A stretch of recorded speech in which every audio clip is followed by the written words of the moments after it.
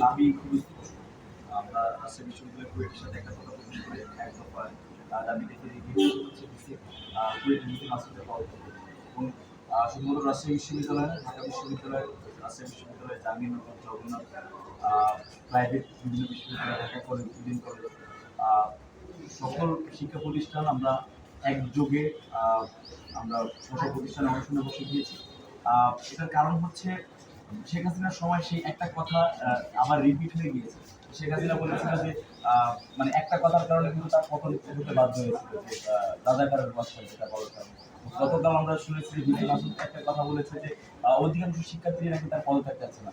তার এই কথাটাই যেন তার পদত্যাগের কাল হয়ে দাঁড়াবে এমন আশায় আমরা রাখি, এবং আমরা এটাই দেখাতে চাচ্ছি যে অধিকাংশ শিক্ষার্থী, শতভাগ শিক্ষার্থী, সারা দেশের সচেতন শিক্ষার্থী সমাজই তার পদত্যাগ।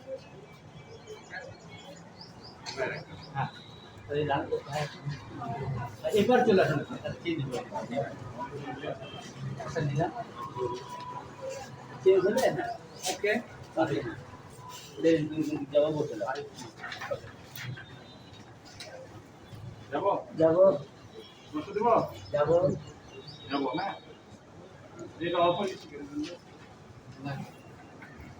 মূলত আপনারা আসলে কারা এবং পদত্যাগের জন্য করেছেন?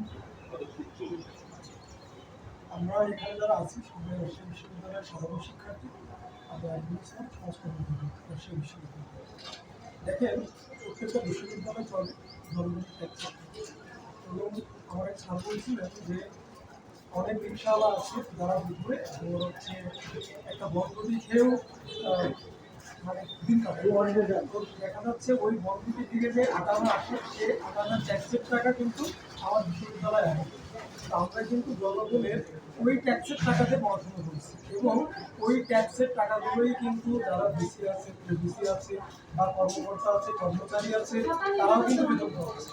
তো একজন ভিসি যদি ছাত্র বান্ধব না হয় তাহলে তো আমরা সেই ভিসি পদত্যাগ চাই, সেটা কুয়েট হোক বা বাংলাদেশের যে প্রান্তেই হোক। কারণ বাংলাদেশের প্রত্যেকটা বিশ্ববিদ্যালয় চলে কিন্তু জনগণের ট্যাক্সে যায়।